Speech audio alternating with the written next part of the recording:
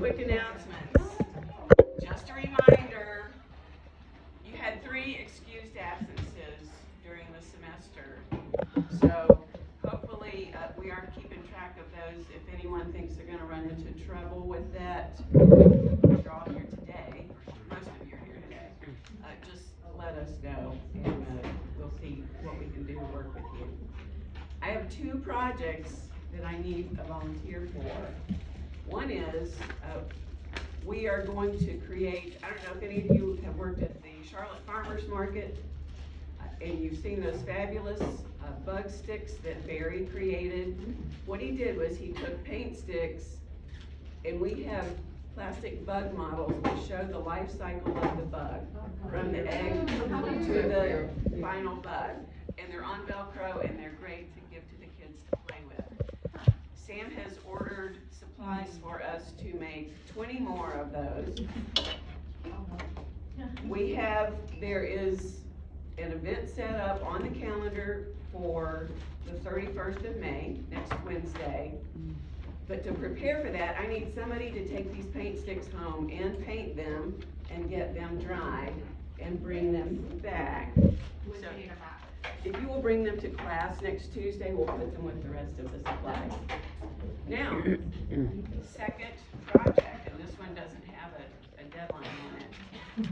We have these great picture frames that we can use as speaker gifts. And the idea was, if somebody is good at drying ferns, flowers, that we could create some dried botanicals and frame them and use those as thank you gifts for our speakers.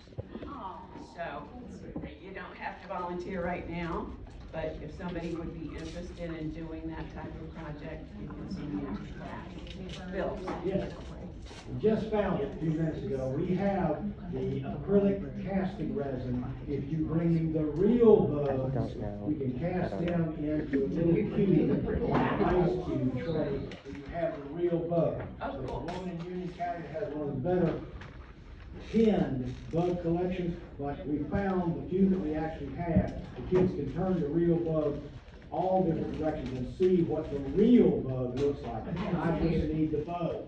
I saw one on the floor about 5 Yeah. minutes ago. All right, we need to go ahead and let Mrs. Sam finish up. Go ahead. Sorry, Sam has an announcement. No, you're all right. Before we get started with Bill's presentation at the monthly meeting, we played a video for it's a mandatory volunteer training video on diversity and inclusion. We played it at the monthly meeting. It's just like 9-10 minutes, and I'm just gonna play that for y'all before we get started with Bill. So I also need, I need a written record of everybody that's watched it. So if you haven't signed the sign-in sheet, please do that after we finish, so that I can just have that for my records. Short video. Yes. She was not, we were gonna give her until 11:15. Oh, okay. She wasn't quite finished yeah, yet, they definitely so- finished. I thought we had finished. Yeah, I so she- apologize. We're gonna boo you off the stage. I'm just. Yeah, no, I'd like to I wanna let you finish. So don't let me get in the way. Sorry about that, We want her to finish too. I want her to finish. All right, so we're gonna give her about 15 more minutes to finish up. If we could give you undivided attention and wait till afterwards for any questions to let her get through what she needs to get through. And then in about 11:10, we'll start Hey, with Sherry. Mr. Bill on gardening. Can you move your bag for me, babe? Thank Okay, you. So, you guys, since we're cutting it a little short, so I thought I had, until 11:30. I'm gonna go through some presentations really quickly, and then I'm gonna ask you guys which one you want me to dive into, okay? But before we do that, one of the sidebars that came up and talked to me, rabbits. Okay, so I wanna talk about rabbits, because rabbits affect a lot of us. Rabbits are pretty easy to manage. You buy this thing called fox urine, and foxes are the natural predator of rabbits. And what you do is you take your fox urine, you put it into some kind of small tube, and you create a perimeter about every 4 foot around whatever area, whether your whole yard, whether your vegetable patch, whatever they're eating, and that will repel them, okay?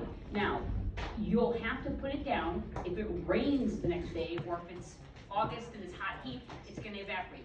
You're going to have to re-pitch that, but rabbits, no animal wants to be where its predator lives.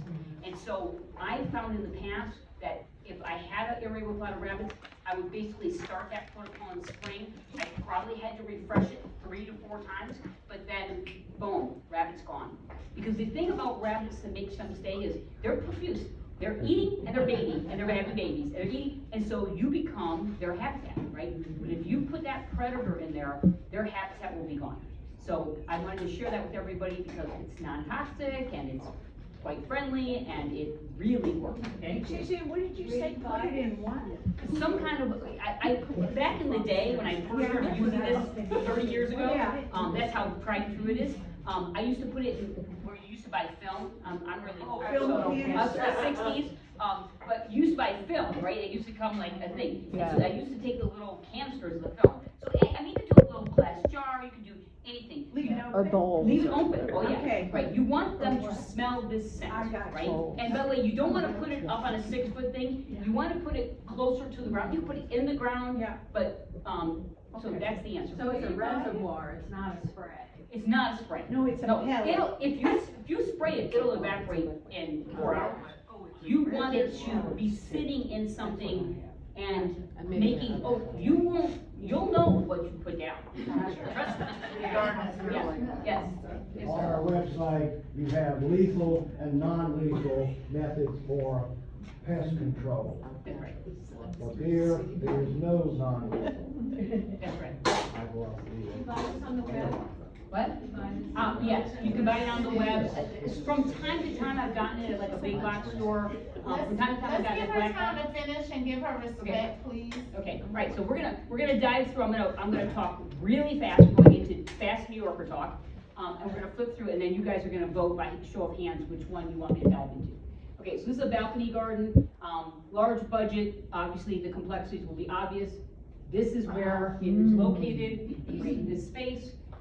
This is the Metropolitan. This is the family that moved from Myers Park and said, we miss our backyard. We would like you to use this space and make a backyard. They had already bought a bunch of containers. They had tried landscaping for about 3 years. Everything they planted died. And so they hired us. And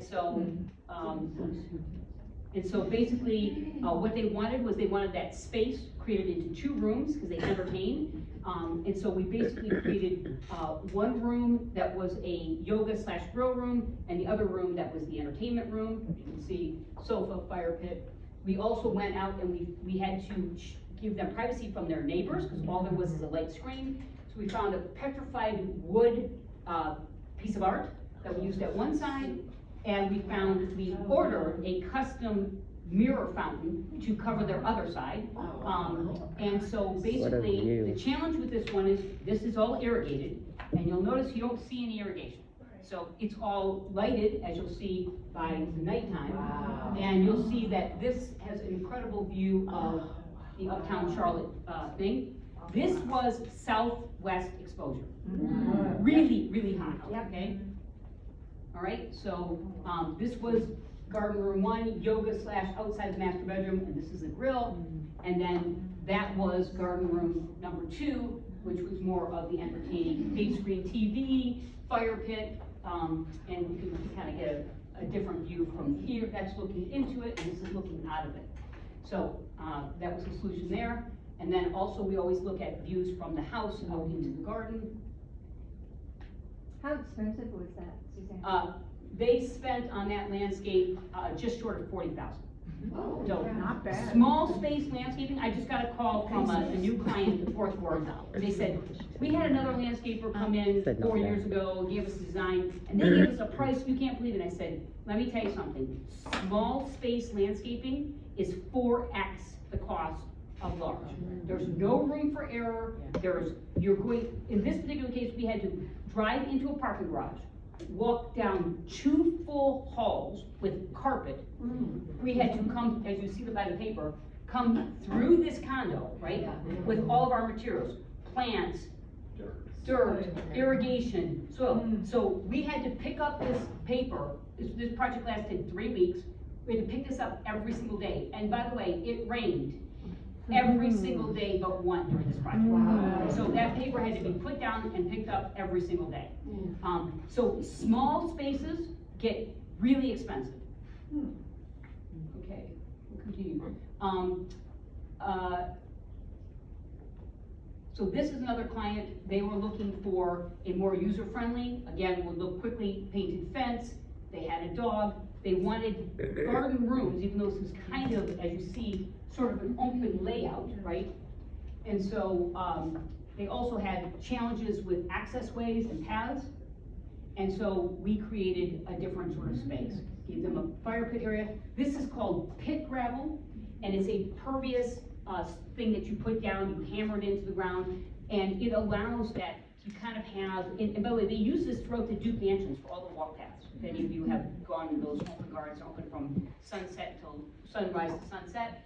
And then you see the fence. So somebody asked a good question. They said, how do you pick your color of your fence? I typically match the roof of the home.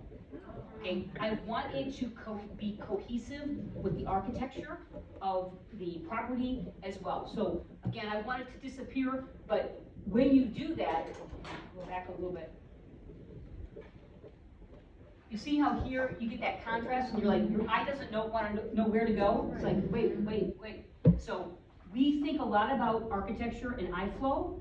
And so here you see how it all just becomes harmonious. Now you're focusing on your garden space and what you're going to be doing. Obviously, we put in different paths. We also gave this a flow where you're going to come up to here, you go across there, and so all of a sudden you have a much more usable space, right? We put in an outdoor jacuzzi, and so lots more usable space. You see this beautiful piece of art that was there all along. You didn't almost even see it. Wow. Right? So sometimes you have beautiful elements in your yard, and because of the plantings, you don't even see those elements. So if the roof was a dark brown, would you do the fence a dark correct. brown? I would, yeah. What do you do about the brick wall? Well, brick's a whole nother story, but I'm gonna quickly do these and we'll spend a little more time unless we just get it all covered. Okay, we want to complement architecture, multi-season interest. So, this is someone in our class today, and so basically we were contacted and said, okay, we would like to have something that's a little more cohesive, a little bit better flow, definitely organic, really key. We have birds of a feather, lots of great ideas and thoughts. And so we came in. Thought number one was eliminate turf. Turf's chemicals and it's expensive and it's used a lot of water. But I will tell you, when you clear cut a whole property, we all found out very quickly that we just had massive weeds. Even though we did a thick 2.5-inch layer of mulch, we just could not get around the weeds. And so ultimately, we both agreed to succumb to turf, but we used emerald green zoysia. So that grass, you water it in for the first 6 weeks, and after that, it's drought proof forever, and you don't ever have to water it again. Now, let me qualify that. If we got a severe drought in the middle of summer, it would brown out, but it would not die. And as soon as water came back, it was there. So some of our clients continue to irrigate this to some degree if we're getting into a really hot condition. So, so basically that's that. What did that cost? Because we have our client here, we're not going to Oh. talk about it. Okay, and then the next category, yes. Just really quickly, it seemed like on the first picture where you were looking at the foreground, there's some really tall, greenery. Was Yes. that removed? Yes, yes. And that opened it up to the public? Well, to the public, but also to yourself being able to enjoy the floor of your neighborhood. Yeah. Right, so, next one, this is a big category because we all talked about drainage being something, so when you get to drainage, we start thinking about a couple things, functional versus decorative. And by the way, one doesn't prohibit the other. You can have function and, which we're gonna show you some examples of, dry creek beds, we probably install 40 dry creek beds a year now, okay? Managing water with plants, rain gardens, we love rain gardens, they're great for pollinators, they're great for plants. and managing erosion due to excess water. So the first case I'm gonna show you is, this was a family that moved into this home, and they added an elevator. It was an elderly couple, this was hopefully their last home, and when they did that, they changed the square footage of the roof, and of course, the builder just piped it straight down, right? So they actually, you can kind of see here, their foundation cracked. So by putting all that water down there, they actually ended up with a cracked foundation. So water is a serious thing. You know, to fix a foundation like that, you're talking a lot of money, right? And in this particular foundation, there's actually a drop off about 2 foot, and that's the garage. So they also destroyed the garage and the other side of the foundation, okay? So they brought us in, they wanted a solution. They also had, and you can see here, pretty much a standing mud pit, right? So what happens with water and mud? Mosquitoes, that's right. So lots of other challenges. And so, we came in, created a design, created new things, created a water garden or a rain garden, and then we engineered that. So when we came in, we took all of that pipe, and you can see the elevator shaft in this picture. And we piped all that pipe down, and instead of just taking it to one place, we piped it to multiple different access points. And then what we did was, we created a series of drains, and so this ultimately created 3 different waterfalls. When those big gully washers came in, these became waterfalls. I don't have a picture or a movie to show you, but they were actually really beautiful. People used to walk down the street and stop to look at this. And then, of course, around it, we put in different plants that can love water.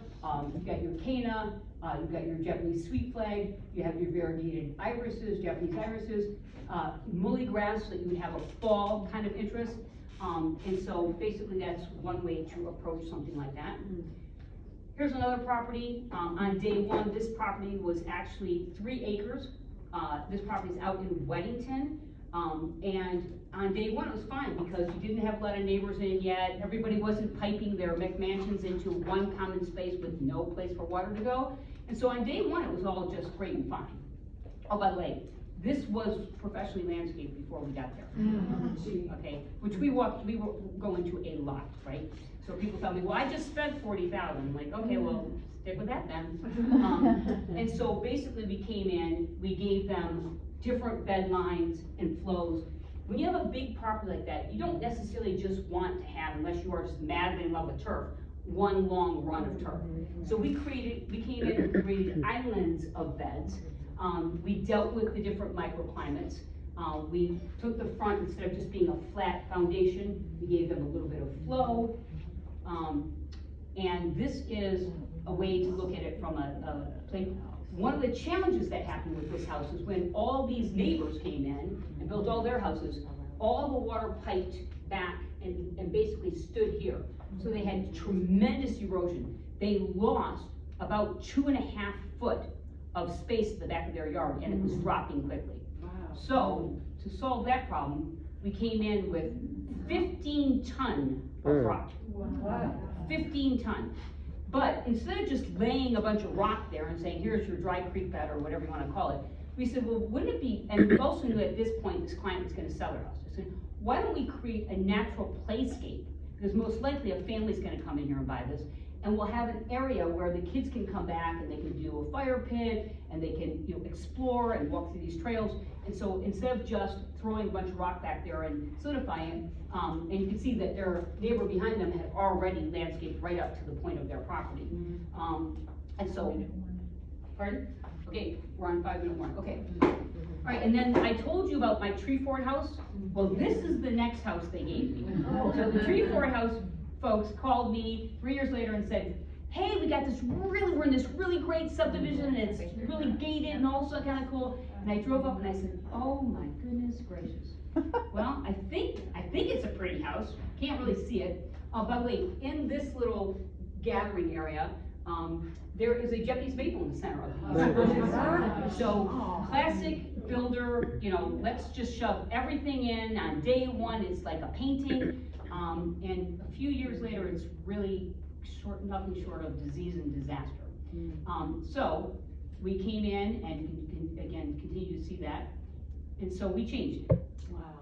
And so basically you came in and we said, look, let's look at this house. This is a beautiful home. It's a gorgeous home. Yes, we want you to look at the gardens, but, and by the way, these people that wanted cherubs and peonies and roses, now they gave me southwestern exposure. So here we go. So we gave them lots of blooming plants. You see the peonies right there. They were so excited. But I wasn't really happy with this. What made me unhappy with this picture? Anybody have an idea? Winter stretch. Pardon? Winter, interest? No, not winter interest. The gates? Color? The gates, the fencing? Color. Who said that color? did. Color. So Okay. much gray, there's a lot of gray. That's right, a lot of grays. And so I said to them, before I leave, we need to paint your shutters. So they said, okay, Suzanne, we knew you made us paint our fence. And so I said, here's your choices. You can have this blue or this blue. And so I take these paint things up to their shutters. I came home from work. There I said, pick which one you want. They said, they're both blue. I said, yes, that's right. Pick which one you want. And the next day, our painter came over and he painted the shutters. And you can see a little different, a little different interest. So here's the original, and then the day one, and then the final product. Okay. Beautiful. So this is a small gated community. They're all very sort of English or French cottage kind of houses. And then 5 of the other neighbors hired us, and we spent a lot of time in that neighborhood. How big was that project financially? This project was about $30,000. And a lot of that was for tree removal. I was gonna say, You know, when spend you a start, fortune you spend a fortune on demo and removal, right? Okay, and so, to stay with our time slot, I wanted to share today a little bit of things that are local and I think could be beneficial to you. Obviously, Extension is a fabulous resource. I use it all the time. But in addition to that, this is a book by Mary Dargan. And what's nice about this particular book is she's from the mountains in North Carolina.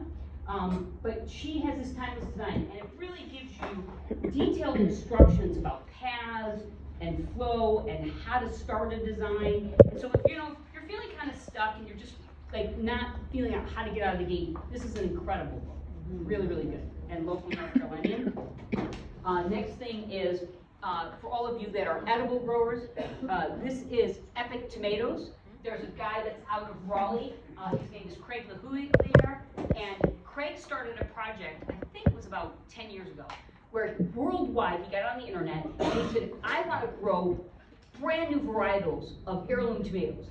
And so he started this thing and he came up with thousands around the world. He did this competition, the quickest to grow, the most delicious, the whatever. And so he journaled all of this and it tells everything you ever need to know about growing tomatoes, how to make them more delicious, what are their companion plants. And again, North Carolina resource, so I really love him. I didn't take any pictures today, but Mr. Maple is this incredible 3rd generation maple expert guys, and basically they fly to Japan most summers and teach the Japanese on television. They have a radio or a TV show how to grow Japanese maple. So they are absolutely, you can buy one-of-a-kind maples from them. You can mail order online. They're the most passionate, wonderful, fantastic guys. And then the grumpy gardener, Steve Bender, he's also a local native Charlottean. He has been involved with Southern Living magazine for years. He's got a podcast, he's got a website, phenomenal guy. And then the last is Growing a Greener World with Joe Lample. Joe has created a number of courses on how to landscape, especially around edibles. I find he's based out of Georgia, so not North Carolina, but it's the same zone, and so he's been just incredible. Well, thank you so much for spending